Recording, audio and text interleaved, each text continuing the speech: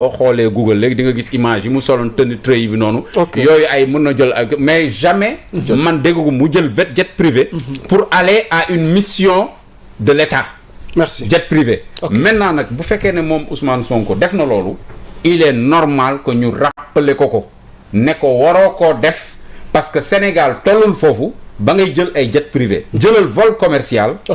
un vol régulier en première classe mu ne la cëpp Abidjan nga dox li ngay dox te ñëw. merci beaucoup waxtaan wi day dox di wéy sunu soppe sunu doyen Bachir Fofana dab nañu ci waxtaan wi alors maa ngi jàllale plateau bi nuyoo Babacar Mboup mi ngi ñuy seetaan nekkoon fii coordonnateur ànd sàmm ji koy démb maa ngi ko daloon en entretien exclusif sur l'actualité ñu ngi lay nuyu kilifa gi Bachir ci yow laa jëm nga jël train bi en marche nga yem ci sujet Sonko fële ca réewum Ouattara. coowal jet privé beeg lim fa wuti diggante ñaari réew yi retombées yi ci mën a am ci wàllu coopération bi ban décryptage lañ ci mën a def ak yow. man de bu ma sañoon ñu wax ci tabaski bii sénégalais yi amuñu xar bu ma sañoon ñu wax ci. non am nañ xar. mais dafa cher ay dëmboo jógi joxe xar. waaw. dinañ ci ñëw non. mi ngi ci sujet waaw bu ma sañoon daal tabaski bi mi ngi ci sujet bu ma sañoon ñu wax ci loolu. waaw nañ bàyyi Bachir mu déroulé. waaw bu ma sañoon ñu wax ci xar yi bu ma sañoon ñu wax ci tabaski bi bu ma sañoon ñu wax ci. D'autres sujets qui sont là. C'est vrai que nag ce qu'a fait le Premier ministre c'est très bien parce que ba mu fi demee Burkina la ma waxoon laa leen di waxaat te defe naa j'ai même vu aujourd'hui Babacar Justin Ndiaye di ko rappeler en citant Bismarck en disant que un pays subit sa géographie mais construit son histoire. Effectivement. Donc maintenant ñun nan lañ tudd sunu ministère de l'intégration africaine et des affaires étrangères intégration africaine te l'intégration africaine fait partie de ce que dans notre constitution dans le préambule boobu bokk na si yi nga jàpp nañ ni yooyu noonu ay objectifs yoo xam ne dañ ko war a poursuivre la kon ku ciy dox tànk jàmm amul problème macha allah maintenant boole ci maa ngi ko doon wax ci ba ñuy wax waxu Burkina Faso dinaa ko xam nee naa leen defe naa ñetti réew ci Sénégal ci Afrique bokk nañ où y a de très forte communauté sénégalaise Burkina laa la waxoon Côte d'Ivoire ak Congo bu ma juumul wala Gabon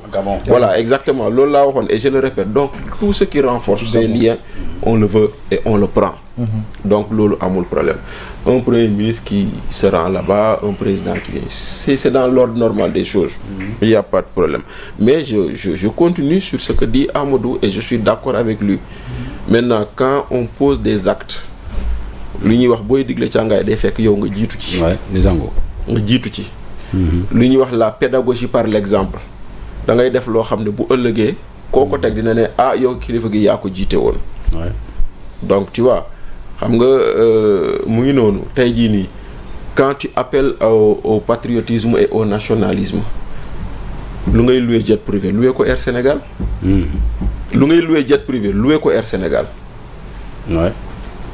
tu fais la promotion de ta compagnie xaalis bu ngay jël muy dem dans un privé mu delluwaat dans une société nationale j'aurais préféré ça. surtout que Air Sénégal est en déclin. surtout que Air Sénégal a des difficultés ba ñu def ci conseil interministériel bu ñu woote ne comment relancer ñuy dàq ñu bari. waaw ñu commencé à l'aéroport di wàññi ay personnel ak yooyu donc tey jii nii. ayca décompte.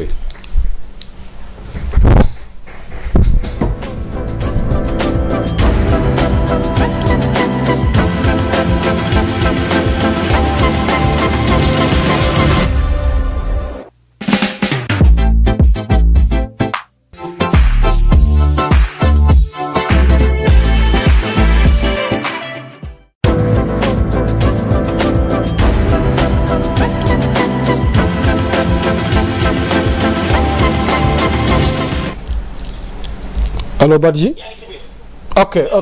ok allez-y donc mbokk yi di jéggalu interruption bi nga xamante ne ni moo am léegi lié à des problèmes techniques di leen ko masawu waxtaan wi dafay dox di wéy ak Bachir Fofana mi nga xamante ni il a pris le train en marche alors doyen Bachir ñu tolloon ci tomb gu am solo mu mel ni njiitum gouvernement bi tukki gi mu amal Côte d'Ivoire coopération diggante ñaari dëkk yi retombées yi ci war a am waaye nga tolloon ci point bu am solo par rapport ak moyens yi mu fa demee dafa am loo ci doon leeralal ñu bàyyi la nga yeggali ci point boobu.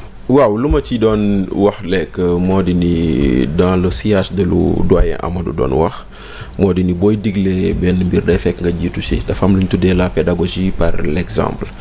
am na loo xam ne yow boo ko wootee da nga ci war a njëkke bu fekkente ne da ngaa jàpp ni les dépenses de l'État dañoo bëri que dañu leen war a wàññi dañoo war a xool nu ñu leen di rationaliser yow yaa si war a jiitu ñëpp ndaxte seetaan nañ premier ministre muy wax ci waxum énergie dans le secteur de l'administration mu ne man sama bureau boo fa duggoon heure bi lampe tàkkul clim tàkkul bu ma fa nekkul donc parce que dañoo war a yaxanal énergie bi mu doon lu rafet mais maintenant pendant que tu dis ça bu dee da nga war a voyager dem Côte d'Ivoire avec un avion ou un jet privé bu boobaa da nga naan elle est où la cohérence da nga naan elle est où la cohérence parce que la cohérence voudrait que loolu boo demoon ba war a jël un avion privé nga jël ko un avion de Air Sénégal bi nga xam ne woote nga conseil interministériel pour xool naka lañ koy relancer pour mu mën a taxawaat parce que c'est une compagnie criblée de dette qui a un déficit énorme et cetera donc loolu mooy loo xam ne mën nga si wax maintenant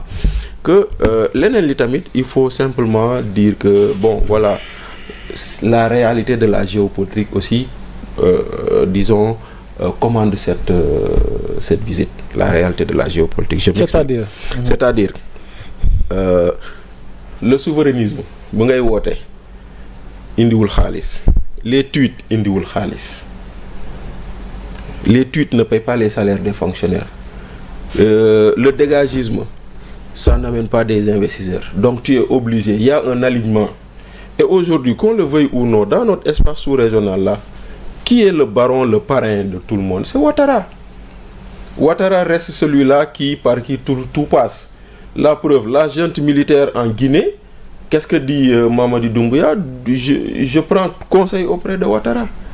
Donc loolu yëpp tax na tey jii nii si tu veux aujourd'hui polir ton image quelque part pour que les bailleurs te refassent confiance mais tu es obligé de t'afficher avec des gens en qui les bailleurs ont confiance donc loolu noonu yëpp day doon ay aspects yoo xam ne da nga koy gis ci biir voyage boobu noonu parce que leneen li tamit nag am na loo xam ne nag c'est une interrogation que moi je me pose xam nga mooy lan le président Diomaye est allé en Côte d'Ivoire le président Diomaye est allé à Bissau aujourd'hui le premier ministre est en Côte d'Ivoire la particularité de ces pays Embalo Ouattara ils sont catalogués être des amis à Macky Sall.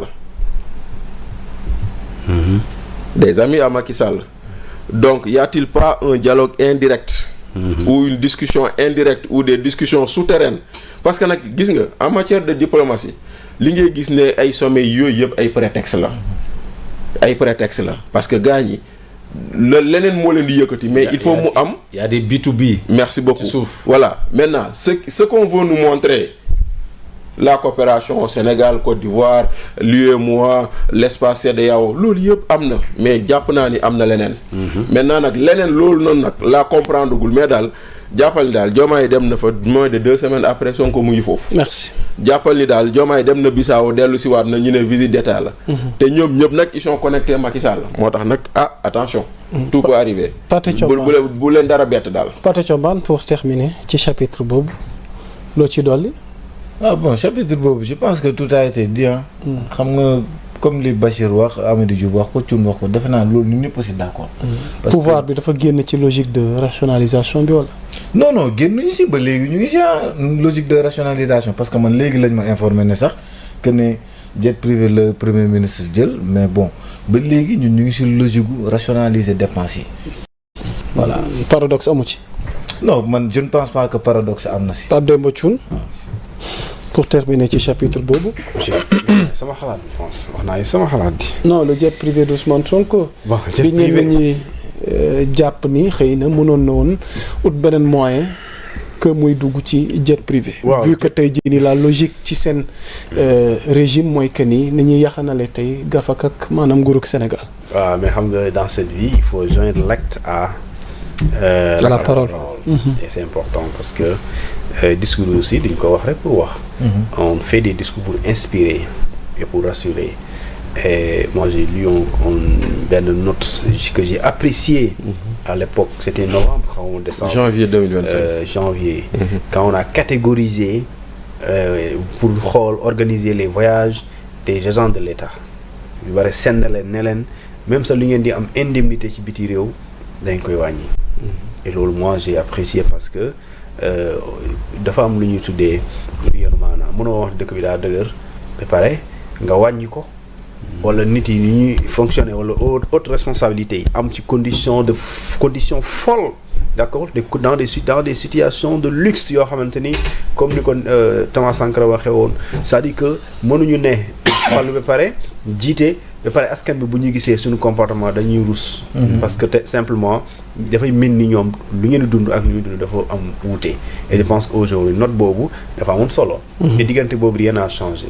mooy que ne dañ koo teg pour oyofal état ci li ñu koy teg ci charge léegi nag l'idéal voudrait que soo nekkee ci loolu nga aller dans ce sens c'est ça la réalité.